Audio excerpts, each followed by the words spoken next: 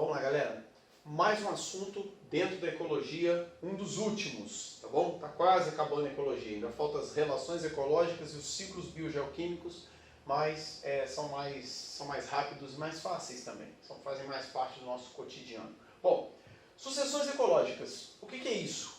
Os ambientes estão em constantes mudanças. Você não tem os ambientes para sempre daquele jeito. Se você pensar assim, a floresta amazônica sempre foi floresta, desde que o mundo é mundo, não, está errado. Os ambientes mudam, eles vão passando por processos de alterações, tanto climáticas quanto de sua biodiversidade naquele local. Tá? Então, eles estão em constantes alterações, essas alterações elas são ordenadas e graduais, certo? E elas podem ser tanto físico-químicas, quanto a mudança de toda uma comunidade existente ali. Né? Se eu dissesse para vocês que a floresta amazônica já foi uma área desértica, poucos talvez acreditariam, mas existe lá, se você cavar no solo, você tem vestígios disso lá. Tá? Então, o ambiente foi passando por uma alteração e hoje a gente considera aquela região como um estágio clímax.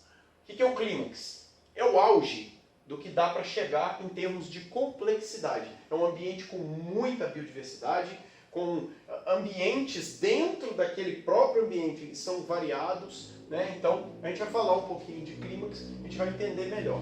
Primeiro, a gente tem que entender que para uma alteração ocorrer, para que uma comunidade se instale ali ou mude o ambiente, a gente precisa de determinadas condições. Mas nem sempre essas condições existem. Imagina o seguinte, imagina uma ilha recém-formada. Houve uma movimentação de placas tectônicas e surge uma ilha numa determinada região aí afastada da costa. O que tem em cima dessa ilha? Já tem uma floresta ali? Já vai surgir um ambiente todo bonito, cheio de aves, animais? Não. Vai surgir o quê? Uma rocha. Tá ali aquela rocha exposta ao sol. Ali você vai ter um calor excessivo durante o dia. A rocha vai ficar muito seca durante o dia. Aí você tem, de repente, uma chuva, molha, acabam formando poças d'água, mas aí no outro dia já tem sol de novo, aquilo já seca. Então são ambientes hostis, são ambientes inóspitos. Não dá para você chegar lá, mesmo se um ser humano fizer isso, ir lá no meio dessa rocha e plantar uma árvore. Ela não vai se desenvolver ali, tá? Porque ela precisa de uma série de condições. Aí é que entram as comunidades. Existem várias comunidades que vão alterando o ambiente gradativamente. Você pode passar por uma região, hoje, que é um pasto, você só vai ver capim nesse local, e se essa região for abandonada, você pode passar daqui 20 anos ali, você já vai ver que tem algumas árvores. E aí você vai pensar assim, pô, mas ninguém plantou.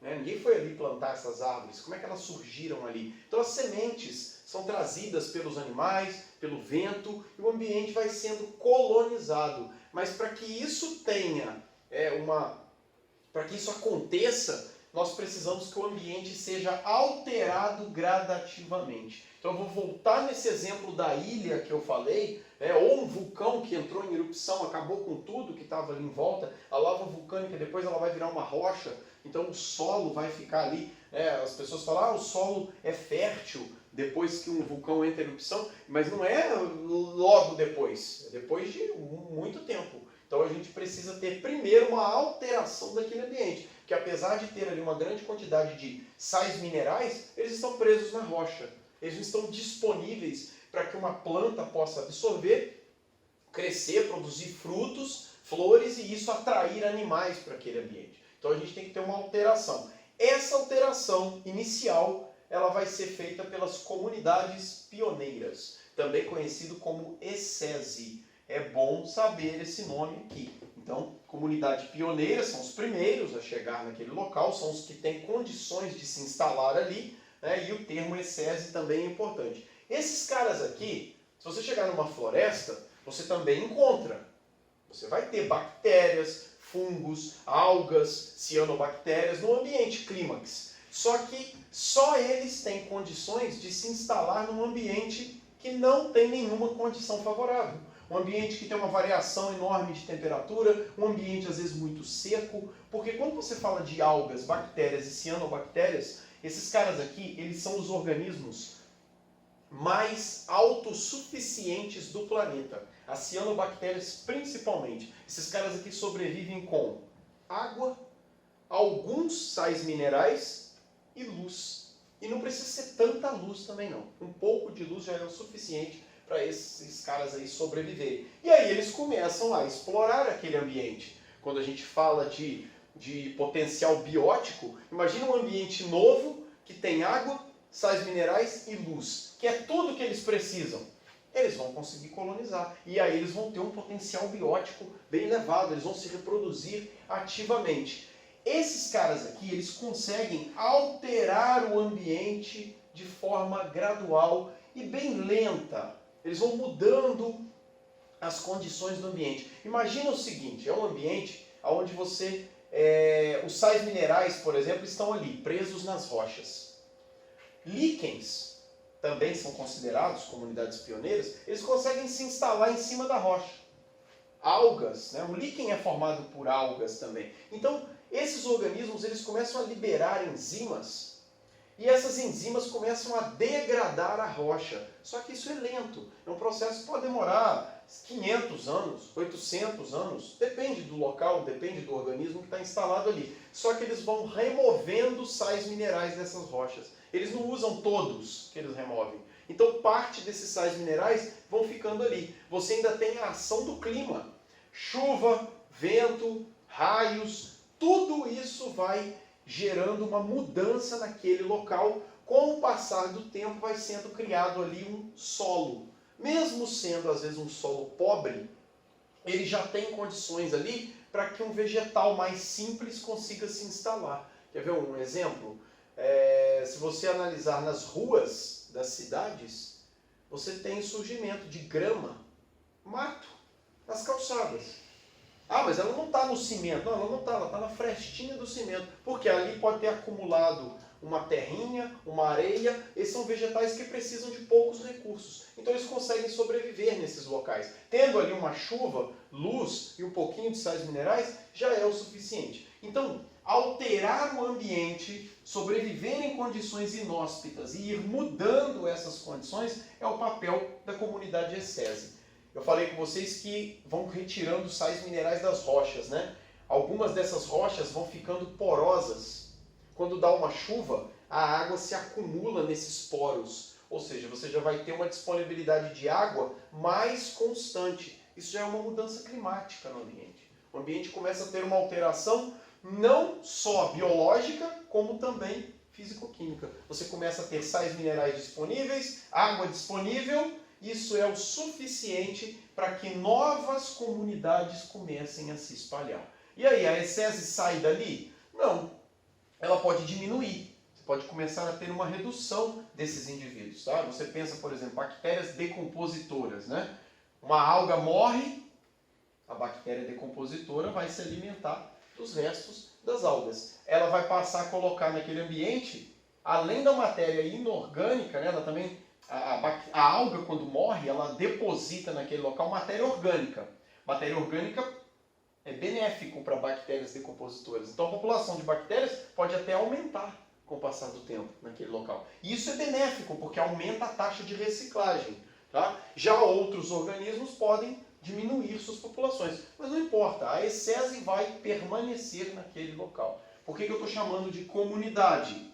Porque eu tenho populações de algas, às vezes várias espécies de algas, então são várias populações de bactérias, várias populações de cianobactérias, certo? Cianobactéria é um organismo semelhante a uma bactéria, ele também é um autótrofo, nesse caso eles são todos autótrofos, né, cianobactérias, que são capazes de realizar fotossíntese. Então são organismos importantíssimos aí, para o início, né, do surgimento de biomassa, de matéria orgânica e inorgânica naqueles ambientes.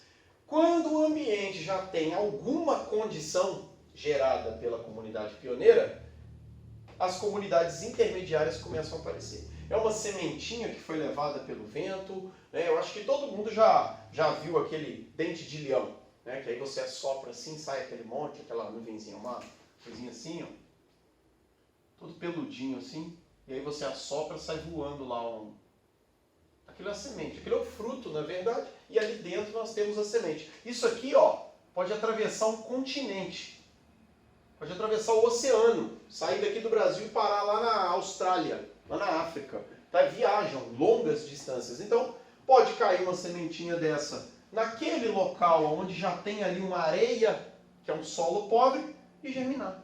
Você já tem um indivíduo que faz fotossíntese, já tem uma biomassa bem maior, já tem uma florzinha surgindo ali, isso já começa a atrair insetos, já começa a atrair um gafanhoto ou um outro animal herbívoro qualquer, vermes que podem viver ali nas raízes dessa planta, então você já começa a ter uma alteração mais dinâmica, mais rápida, mais intensa nesse ambiente. A comunidade intermediária ela vai ser formada por pequenos animais, pequenos vegetais, tipo capim, grama, né? E também alguns arbustos. Você não vai ter ainda aqui na comunidade intermediária grandes árvores. Pode até ter uma árvorezinha ou outra já se instalando, mas geralmente é uma vegetação mais baixa.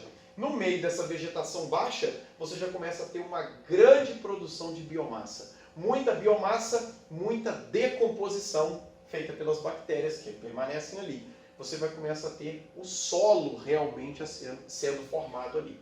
Quando você já tem um ambiente com um solo rico em nutrientes, tanto orgânicos quanto inorgânicos, você começa a ter vermes, minhocas, insetos frequentando aquele local, você já começa a ter disponibilidade de alimento. Uma folhinha que cai da árvore já serve de alimento para uma formiguinha. Ela já vai fazer o ninho dela ali, já vai conseguir se instalar. Alguns desses arbustos já começam a dar flores. Isso já atrai abelhas e outros insetos que se alimentam do néctar, que começam a fazer a polinização. Então o ambiente ele começa a sofrer alterações muito mais drásticas, só que benéficas. O ambiente vai mudando, com o passar do tempo você vai tendo a instalação de uma nova comunidade que nós vamos ver daqui a pouco, que é a comunidade clímax, tá? Bom, vamos lá.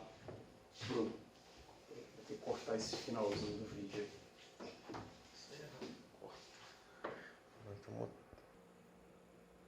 Bom, vamos lá, galera. Continuando, comunidade clímax. O ambiente está mudando. O ambiente foi sendo alterado inicialmente pela comunidade Essese. Condições foram criadas, a comunidade intermediária ou série, ela vai se instalando, ela mesma é muito dinâmica, ela mesma já vai se alterando e criando cada vez mais condições. Quanto mais vegetação num determinado local, mais umidade você armazena. Muitas plantas ali, por terem suas raízes inseridas no solo, vermes, minhocas passeando por ali, uma água da chuva que cai, ela infiltra no solo. Então você começa a ter a formação, às vezes até de um lençol freático ali embaixo, então você muda o ambiente todo. Chega um determinado ponto que a complexidade, o número de espécies, árvores e outros animais maiores já começa a ser tão grande que a gente chega na comunidade clímax. O que é a comunidade clímax? É o momento mais estável. É o local onde você tem a maior biodiversidade e a maior complexidade daquele ambiente. Tá? Agora, uma coisa que tem que ficar clara. Se eu estiver falando, por exemplo, de uma floresta, isso fica muito nítido, muito fácil de entender. Você pensa numa floresta, vamos ali, Serra de Petrópolis, Teresópolis, onde você tem região ali de Mata Atlântica, né, floresta ali natural e tal. Se você for passear, for visitar esses locais, você nitidamente enxerga ali a comunidade clímax. São árvores complexas, muitas aves, muitos animais, mamíferos para tudo quanto é lado. Se você pegar o solo ali e mexer no solo, você vai encontrar animais de solo, como vermes, minhocas, insetos e etc. Agora, ali é uma comunidade clímax. E um deserto? Aí você olha para o deserto e fala, deserto está passando por um processo de sucessão primária ali, tá, comunidade Essese que está ali, comunidade pioneira e tal. Na verdade, não. O deserto também é clímax, só que dentro das condições fisicoquímicas que ele possui. Como no deserto você não tem muita chuva, você não tem uma taxa de decomposição acelerada. Então aquele solo arenoso permanece durante muito tempo. Você tem ventos que movimentam aquelas dunas de um lugar para o outro. Então a fixação de uma vegetação também é mais difícil. Só que muita gente acha que deserto é só areia, e não é. Existem vários desertos que o solo é arenoso, ou então rochoso, né, ali muitas rochas e tal, mas que você tem vegetação. É uma vegetação mais esparsa, mais distante uma da outra, uma vegetação mais dura, mais rígida para suportar a diversidade, mas estamos falando de um ambiente clímax. Ali é o máximo que aquele local, devido às condições físico-químicas, conseguiu chegar de estabilidade. É o máximo de estabilidade daquele ambiente. Tranquilo? Então isso é importante ficar claro, porque às vezes a gente fala assim, mas então por que o deserto do Kalahari já tem, sei lá quantos mil anos que é dessa maneira? Porque ele já chegou, ele está no clímax. E as mudanças no clímax, elas são mais lentas. O ambiente não se altera com tanta velocidade, porque os recursos que são produzidos acabam já sendo consumidos pelas espécies que já estão vivendo ali. Tá? Então, é um ambiente onde a alteração é mais lenta. Nós não podemos dizer que a floresta amazônica vai sempre continuar daquele jeito. Só que ela não vai mudar num período de 20, 30 anos. Ela demora milhares de anos, ela pode demorar até mais do que isso para poder mudar. Certo?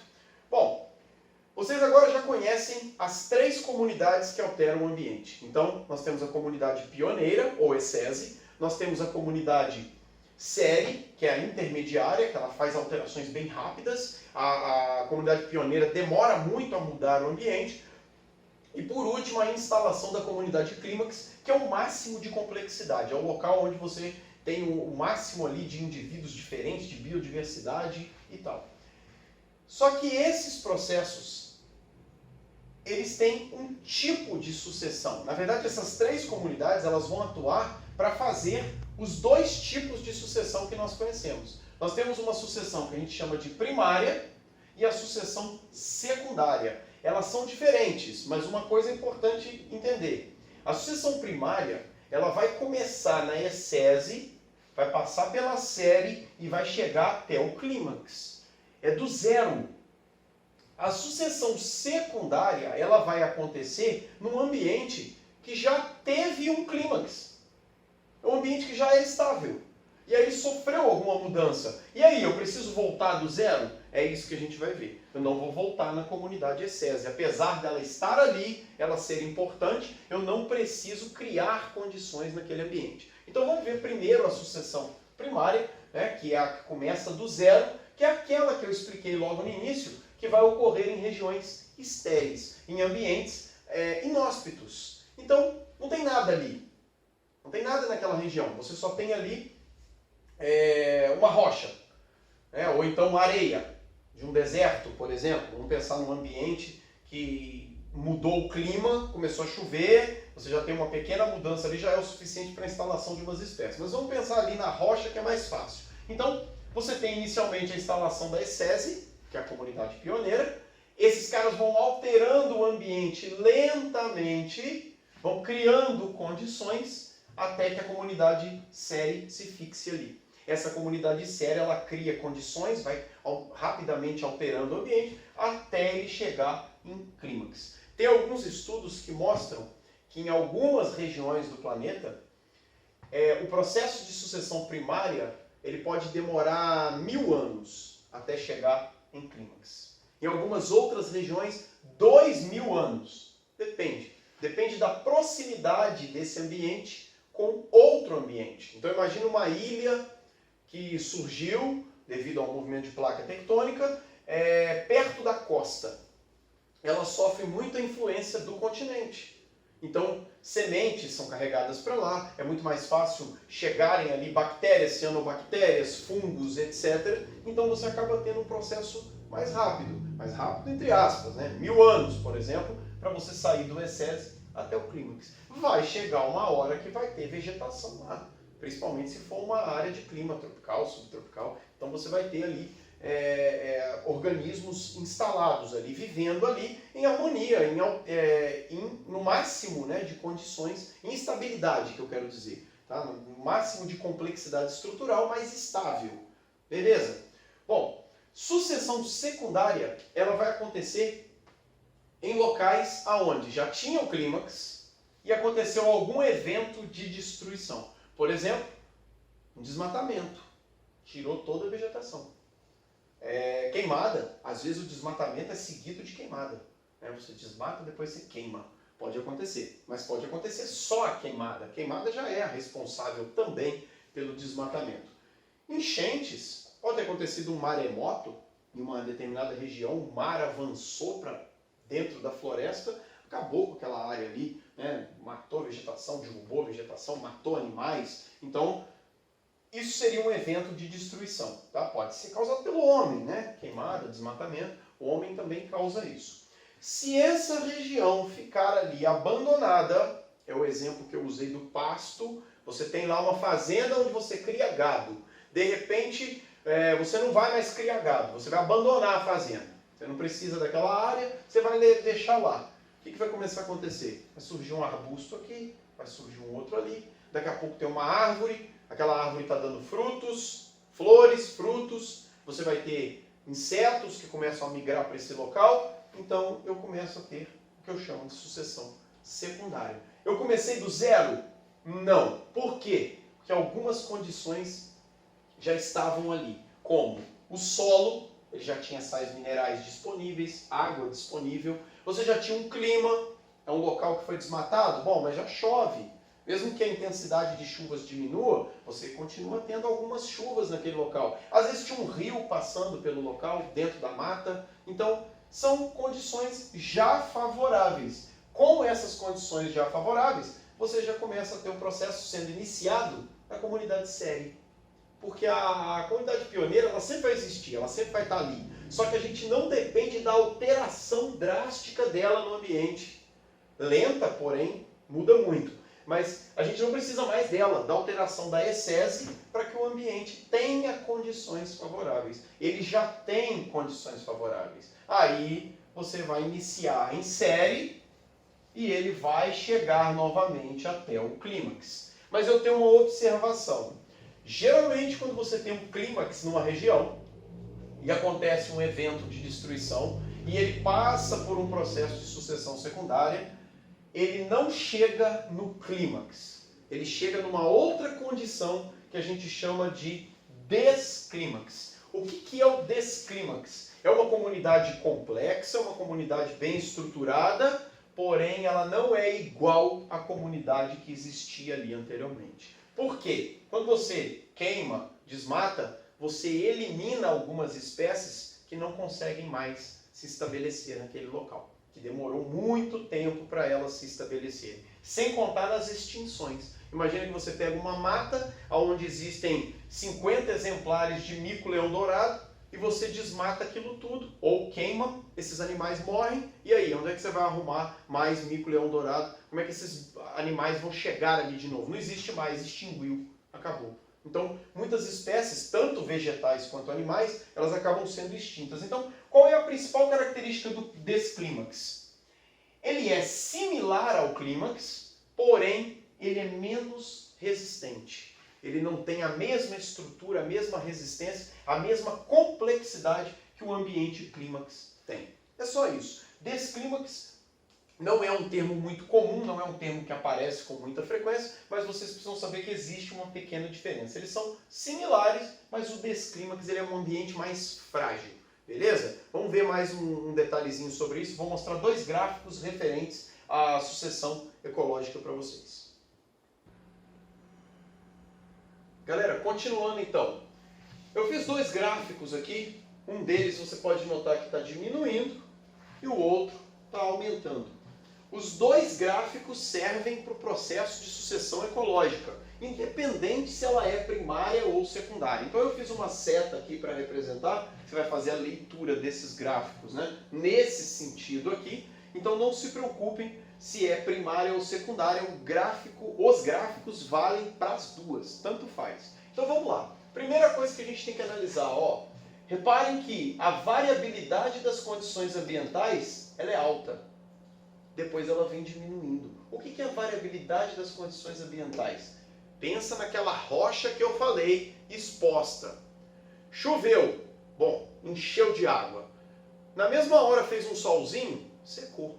Então é uma grande variabilidade. Uma hora tem muita água, num segundo momento não tem mais, porque choveu. Então o que vai acontecer? Você tem uma grande variação de condições. Tá? Essas condições, elas vão melhorando com o tempo. Você diminui a variação. Então você chega num ambiente, por exemplo, que já começou o processo de sucessão, mesmo que ele esteja já na comunidade série, né, a comunidade intermediária, você nota que a água, por exemplo, já tem disponível praticamente o tempo todo. Então não é um ambiente que a hora que chove tem água, quando não chove não tem. Sempre tem água, mesmo que não superficialmente, mais ali enterrada no solo, mas sempre tem um pouco de água, certo? Então a variabilidade das condições, ela tende a diminuir. Variação de temperatura, por exemplo. Então você pegar uma rocha durante o dia, o sol batendo ali, é muito quente. Chegar à noite, ela pode ser gelada, porque você tem uma variação térmica muito maior ali na rocha do que na água. A água tem um alto calor específico, ela mantém aquela temperatura durante muitas horas. Então, diminuição da variabilidade. O contrário vai acontecer com a complexidade do ambiente. O ambiente ele se torna mais complicado, mais complexo. Então você vai ter complexidade estrutural, ou seja, eu tenho no ambiente, no início, eu tenho 2 tipos de bactérias. Quando chega no final aqui, eu tenho 500 tipos de bactérias. Tá? Então, vegetação. Né? Todo mundo aqui já ouviu falar que a floresta, a Mata Atlântica é um bioma com uma das maiores biodiversidades do mundo. Por quê? Porque se você pegar um pedacinho da floresta, você vai encontrar ali tanta variedade vegetal que você nesse mesmo pedacinho, em outras partes do planeta, você não encontra. O que seria essa variedade vegetal? Biodiversidade. Indivíduos diferentes, de espécies diferentes. Você vai às vezes olhar uma árvore, você vai ver até que ela é meio parecida com a outra, mas quando você vai analisar, não, elas são de espécies diferentes. Tá? Então, a complexidade estrutural aumenta. E o que é funcional? As relações ecológicas. Então você tem um inseto que serve de alimento para 10 tipos de pássaros, cada tipo de pássaro desse serve de alimento para mais um monte de outros animais, de felinos, e aí você tem os decompositores fazendo parte também. Então quando você começa aqui, ó, o que você tem aqui de teias alimentares? Quase nada.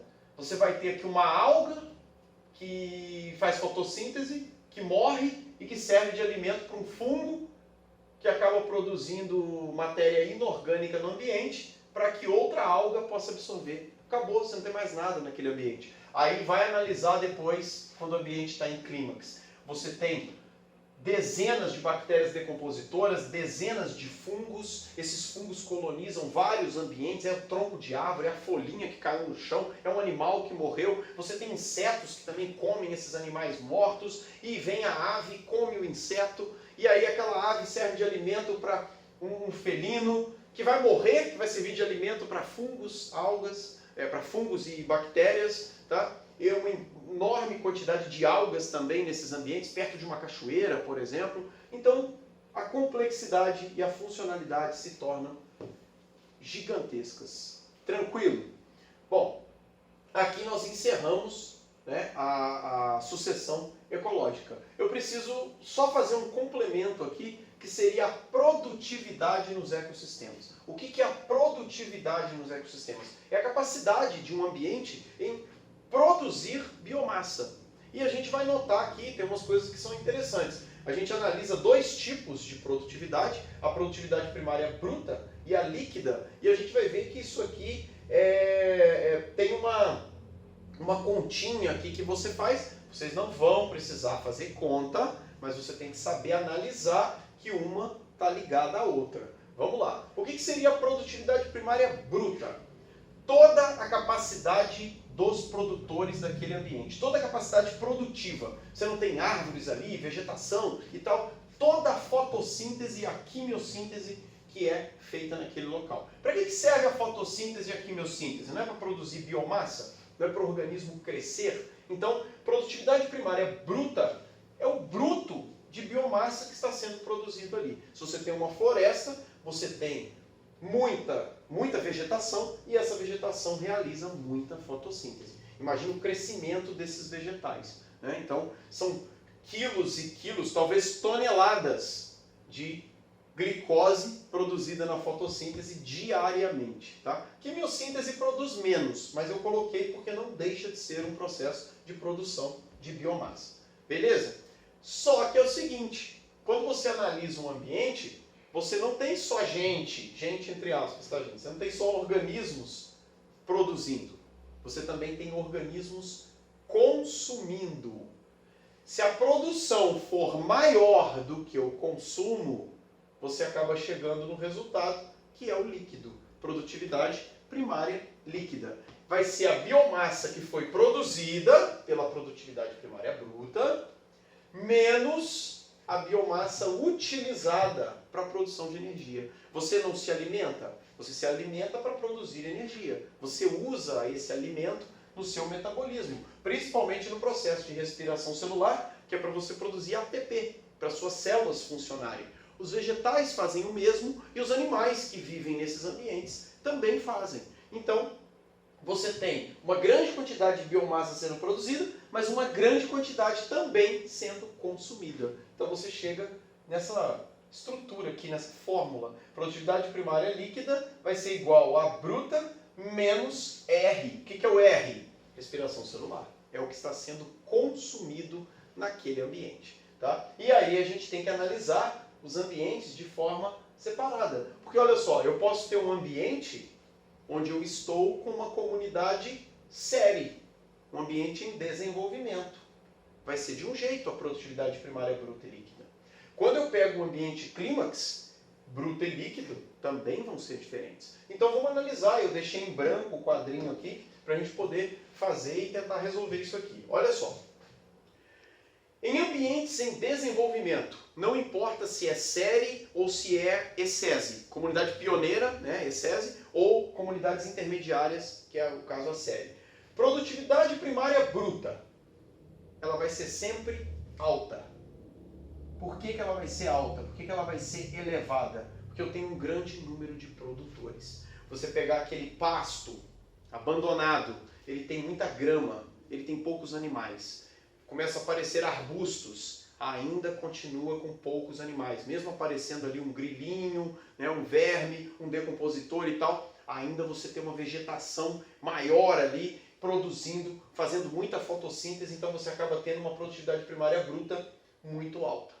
E em ambientes clímax, aquela vegetação enorme, quando você olha para uma floresta, pega uma imagem aérea aí da floresta amazônica, ou até mesmo da Mata Atlântica, você vê aquela vegetação, árvores de 30 metros, na Amazônia tem árvores com 60 metros, você pensa, né? Pô, produtividade primária bruta aqui é gigantesca, e você está certo, ela é alta mesmo.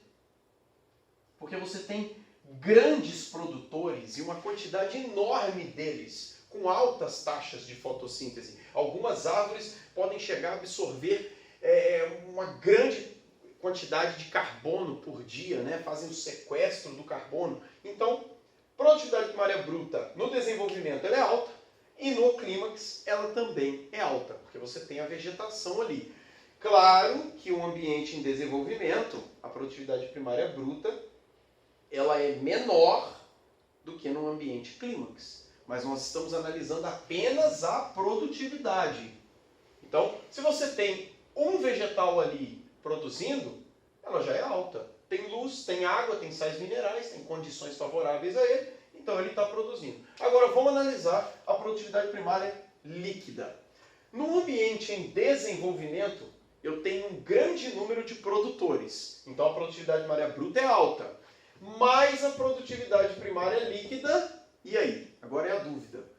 Eu tenho consumidores? Eu tenho muitos organismos produzindo. Eu tenho muitos organismos consumindo? Não. Então a produtividade primária líquida, ela continua sendo alta. Porque olha só, imagina que você produza uma grande quantidade, mas não tem ninguém para consumir. Então essa biomassa, ela fica retida naquele ambiente. Claro que um ambiente em desenvolvimento, isso tende a mudar. Vai mudar com o tempo. Mas naquele momento ali, ele está em desenvolvimento, a gente está analisando, a bruta e a líquida, elas são altas. Porque eu tenho pouca respiração. Eu tenho só a própria vegetação consumindo o que ela produziu. Uma árvore, se ela consumir tudo que ela produz, ela não cresce. E é isso que a gente vê nos vegetais. A gente vê os vegetais sempre crescendo. Sempre está surgindo um galinho novo, folhinhas novas, novas flores, novos frutos, todos os anos, ou dependendo da planta, até mais de uma vez ao ano. Então, a produtividade primária bruta e líquida, elas acabam sendo sempre elevadas. E no ambiente clímax? A gente falou da floresta, né, aquele tapete de árvores e tal, uma alta produtividade primária bruta, só que uma folha que cai da árvore, ela é rapidamente consumida por algum ser que está ali embaixo. Então nós acabamos tendo uma baixa produtividade primária líquida, porque eu tenho um grande número de consumidores. Nada se perde no ambiente clímax e nada fica acumulado. Porque sempre vai ter uma formiguinha subindo na árvore, cortando as folhinhas, um fruto que caiu, insetos, fungos, bactérias vão fazer a decomposição rapidamente, isso se transforma novamente em matéria inorgânica que rapidamente é consumida pela árvore novamente. Então nós temos uma produtividade primária líquida muito baixa devido ao elevado número de consumidores nesses ambientes. Então a gente acaba tendo, eu vou até falar algo que eu já andei lendo em alguns artigos, dependendo do ambiente que você estiver analisando em clímax, ela não é nem baixa, ela é zero. Ela é baixa ou zero. Tá? Porque é tanto consumo que tudo que é produzido é consumido. Beleza? Gente, deixa eu só reforçar um detalhe aqui para vocês. Poucos alunos têm me procurado para tirar dúvida. Alguns têm tirado muitas dúvidas, dá para ver que estão fazendo as listas, etc. Então eu queria fazer um pedido. Não fiquem com vergonha. Às vezes está fazendo a lista, está com dúvida, está com medo de perguntar, achar que às vezes a pergunta é idiota e tal. Não existe pergunta idiota, é a sua dúvida. Você tem que tirar a sua dúvida. Então, manda para mim lá no privado, pelo próprio Facebook, vocês me localizam em qualquer grupo do CEDA, eu estou em todos eles. Aí manda a dúvida para mim, ou também para o Bruno. O Bruno está aí também para assessorá-los, tá? Então ele também responde as dúvidas, exercício e tal. Então manda lá. Às vezes eu não consigo ver na hora. Mas como a gente está em quarentena, a maioria das respostas, a maioria das perguntas eu estou respondendo quase que instantaneamente. Porque está ali em quarentena, o celular está sempre do lado e tal, eu vejo a pergunta e já respondo. Certo? Se eu demorar um pouquinho, é porque às vezes eu posso estar fazendo alguma outra coisa, posso estar no trânsito, né? Posso estar resolvendo algum problema. Mas manda a pergunta lá, tira a dúvida, tá? Eu vou montar uma lista para vocês referente a isso daqui. Na verdade eu já tenho essa lista, já está pronta, já preparei essa lista. Eu vou postar para vocês assim que essa aula for postada. Tranquilo? Façam os exercícios e tirem dúvidas comigo. Valeu, gente? Obrigado aí mais uma vez.